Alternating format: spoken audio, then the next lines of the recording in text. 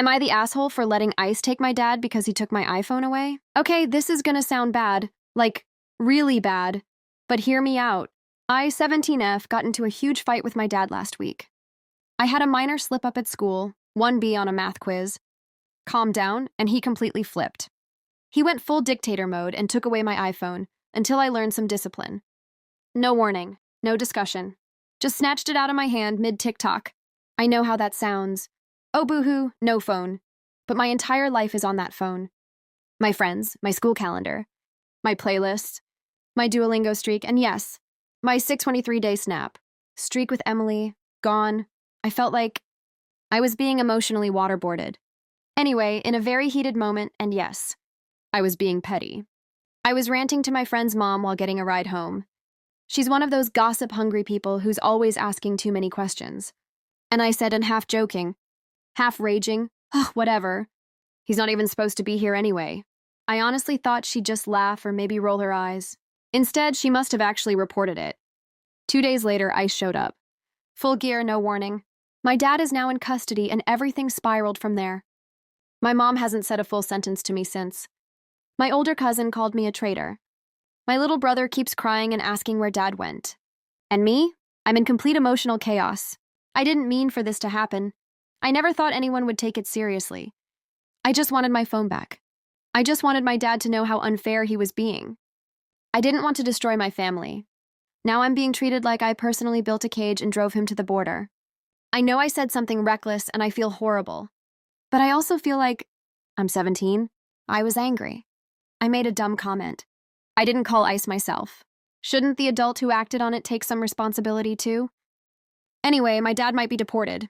I don't even care about my phone anymore. I just feel sick all the time. My family's falling apart and I might have lit the match, so, Ada?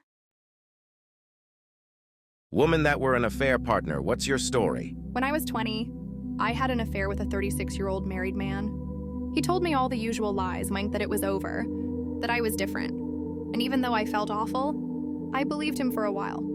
I had low self-esteem, anxiety, and convinced myself it was fate since we'd been friends, and I'd even babysat for him. But deep down, I knew it was wrong. The guilt stayed with me for years.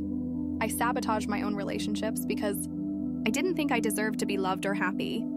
Therapy helped me see why I made those choices. And now, 11 years later and newly married, I can understand and forgive the younger version of myself.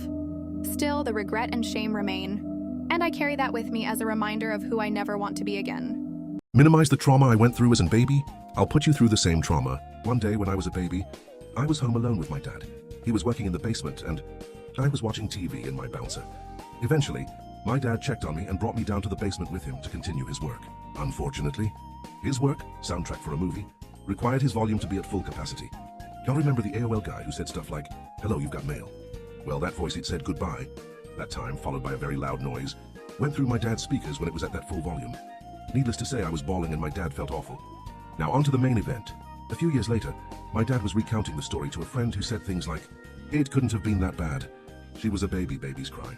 So my dad took that friend to the house and into the basement, where he proceeded to put his friend exactly through what I did. The friend came out of the basement, physically shaking and never doubted what I'd endured again. My husband cheated on me in November. We've known each other since we were 5, best friends, married for 5 years.